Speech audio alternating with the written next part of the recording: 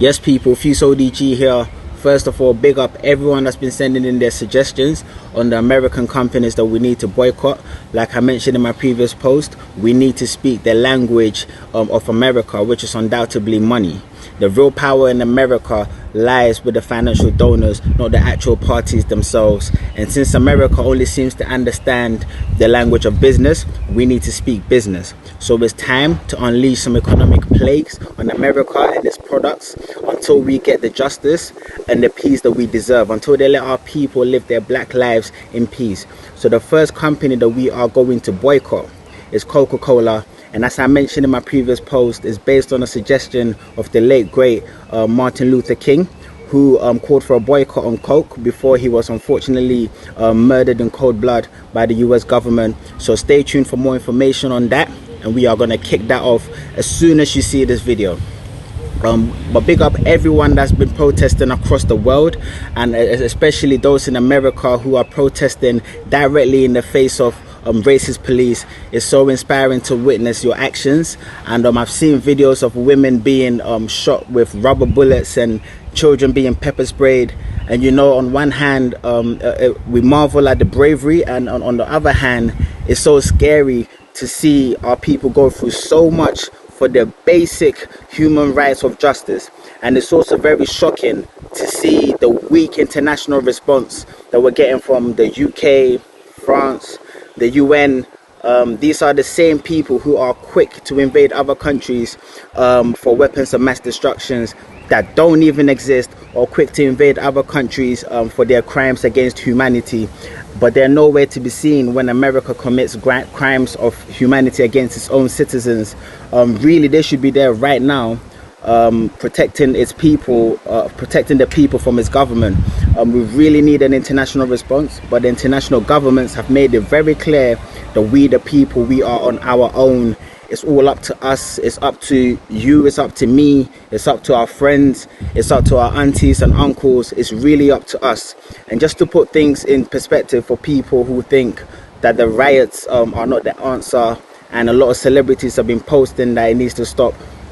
I know a lot of people think it's not fair because of all the local businesses that's being destroyed, but it's also unfair and indiscriminate to have people's lives killed, people's lives taken at random. Historically, freedom have never been won without a fight. I've never heard of an oppressive regime that just woke up and decided that, you know what we're doing is not cool, let's give the people their freedom. America and the UK, they love to celebrate their famous abolitionists like Abraham Lincoln and William Wilberforce, and act like it's because of them, that it's only because of them that slavery was ended. But it was actually the enslaved Africans in Jamaica who burned down the plantations that made Britain realize that it was too expensive, because money talks, and they started thinking about the abolition of slavery. It was Nat Turner that was burning down the plantations in America that actually inspired abolitionists in the northern states to consider the humanity of enslaved Africans. It was Toussaint Louverture and the Haitian army who fought for their freedom through their military power.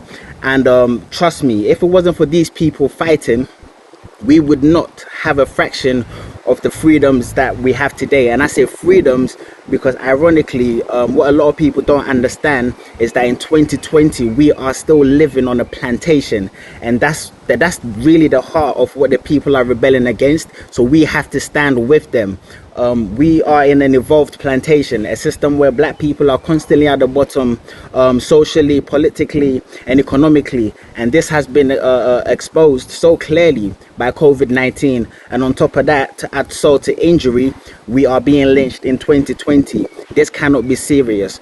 This week is actually the 99th anniversary of the Tulsa massacre. If you don't know about the Tulsa massacre or the Black Wall Street, search it up, because evidently 100 years of being nice hasn't gotten us anywhere. And we all know the saying, madness is doing the same thing over and over again and expecting different results. So the system does need to be burnt down. We do need to fight. However, we need to fight strategically. We need to box smart, and when I say we, I'm talking about you and I. We need to channel all this anger and this energy into economic action. because that's the only language that they will understand, and it's the only way that we can protect our people from being murdered and pepper sprayed during peaceful protests. And listen, if you take anything from what I'm saying to you today, is the biggest trick or the biggest lie that the white supremacist system has told us is that we are a minority.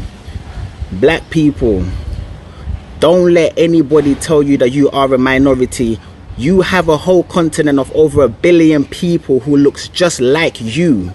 Globally, black people have an annual spending of over 3.9 trillion US dollars. Yeah, and just to put that in perspective, if it was its own independent state, that would make it the 5th largest economy in the world.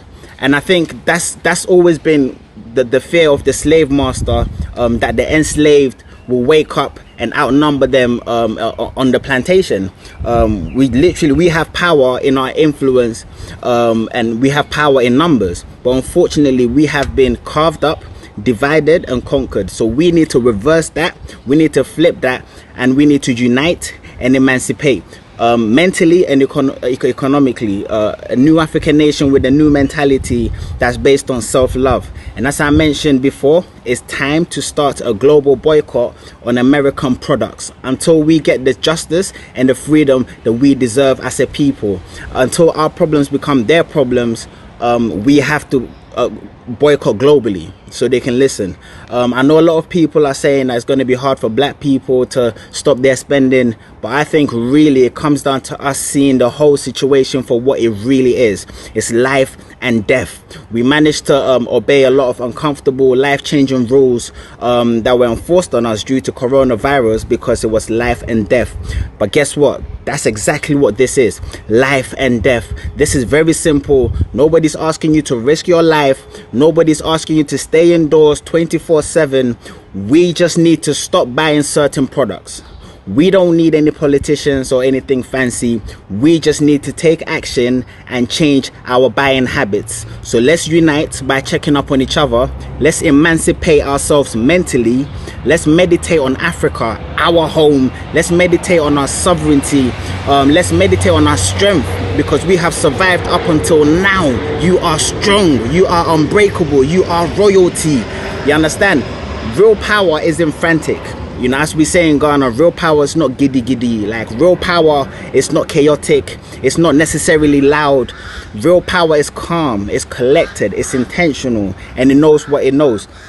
We just need to be intentional about our goals and what we need to achieve, which is our freedom and justice. So I'm calling on all black people and human beings who stand with us to help in 3 ways. Yeah. 1, share this video and tag anybody that you feel need to hear this message. 2, register to take part in this boycott and add your suggestion to the website boycottforjustice.com. 3, if you're a black business, sign up, as we are creating a directory for alternative black businesses, because it's really time for us to invest and build our own economy. So let's stay connected and let's take this next action together. If you don't take any action, any of these actions, at least just do something, because silence is compliance. Like I've said, we are starting with Coca-Cola, and we will be adding more companies as time goes on. And it's clear what we need to do. It's clear what you need to do. It's clear that we need to take action, and we need to take it now. And this call of action is from your siblings in the motherland. I'm Fuse ODG, and let's build this new nation together. Let's boycott for justice.